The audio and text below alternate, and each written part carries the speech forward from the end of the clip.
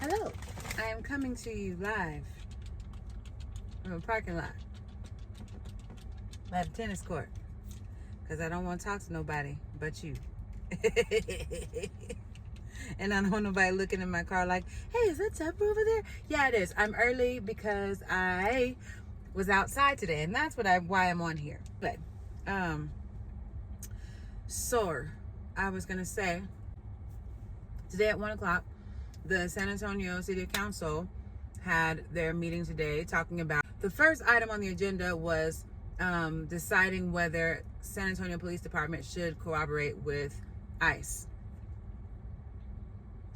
And I, watching the news here lately and seeing the way that our current administration is acting, I just felt like I needed to get outside and be a part of something. I'm not a protester by any means, but I thought at the very least, let me go and co-sign on somebody who did sign up to speak. So I went out there, not thinking about traffic. Girl, do you know how many people? I forget that downtown in San Antonio is a busy place, period. Downtown right now in San Antonio is under construction. And so everywhere that I was trying to be, it was a cone and a police officer saying, oh, you can't be here. So anyway, but I pulled up. I'll post, like, I'm trying to do little picture-in-picture thing so you can see what I saw today. The line was around the building when I got there because I didn't consider parking. It took me a second to find a place to park, but that's okay. I found my place to park. I got in the line. I waited for my chance to go inside the building. By the time I got to the door, we had to go sit in a little annex in the B room, they called it. So we sat in there. There was a group of about 6 to 10 pro-Trump, pro-ICE counter protesters who came today. And I very much tried my best to just not even give them any fuel, because especially there was one of them who was wearing an ICE hat, who was really trying to just poke whoever was in the room just to get a rise out of people. So that was annoying, but also it was really heartening to see those 6 to 10 people were there to be pro-ICE. Just about the rest of the whole room, the B room I was in, and the rest of the whole chamber was filled with people who were here to be pro-immigrant, pro-loving your neighbor. That's what everybody else was there for. So a lot of people got up and spoke and said a lot of the same thing, and it was great, really heartening. And I left feeling like, okay.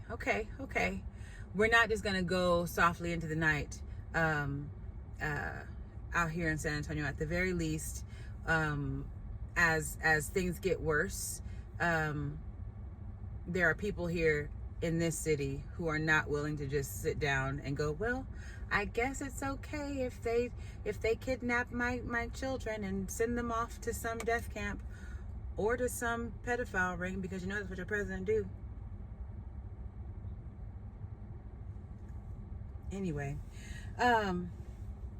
also today, I want to eat these fries so bad. Hold on, let me eat a fry. I'll pause it and eat 2 fries, and I'm gonna come back.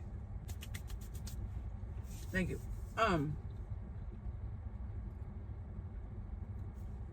Today, I have rehearsal tonight. Tonight, we are doing a little showcase, and they get to see a sneak peek behind the curtain of our rehearsal. And so I'm very excited to do that, because I keep saying it because I'm not lying to you. These people in this cast cannot lose. It is so good. The show is it just goes it's like a freight train, and it is fabulous. It is fabulous. So tonight we get to share some of that, and I'm very excited about it. Last thing I'll say, I had therapy on, today is Thursday, on Tuesday.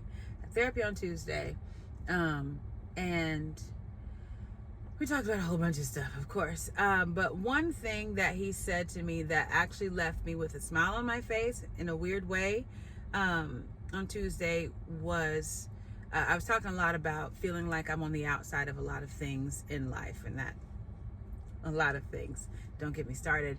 And he said one thing that I've been rattling around. I just want to throw it your way. If you like it, hold on to it. If you hate it, don't listen to me. You ain't got to listen to me. You can scroll at any time. Anyway, he said, we are only outside of the places we want to be in.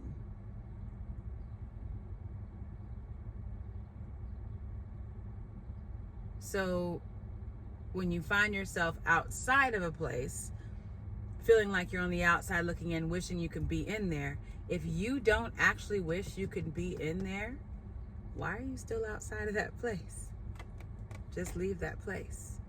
Might be harder than it seems to leave the place, but for me anyway, realizing that I don't have to stay here and look at a room of colleagues who I don't feel like I fit in with. I don't have to stand here and look at a church where I don't feel cared for. I don't have to stand here and look at a room full of people who I don't know if they really like me or have my best interest at heart. I can just walk away from that room and find another room that I do want to be in and stand on the outside of that room and then knock on that door or window, waving through a window. I really feel like that is one of the big problems of my life, is that I'm always out. I feel like I'm always on the outside looking in, but I don't walk away from the windows that I don't want to be in. I don't want to be around a group of folks that make me feel terrible, but I stay outside looking at them and thinking about how they make me feel terrible. What an idea to know that I have the ability to walk away from that window and find a new window, find a new place to look in, and actually knock and gain admittance. You know what I'm saying? Doesn't matter. These fries matter. I'm gonna finish eating, and then I'm going to brush my teeth, and then I'm going to go into the theater. It's gonna be a lovely night. I hope you're having a lovely day. And that's all. And that's all I have. Ain't got no more. I'm gonna eat my fries. Okay. Bye.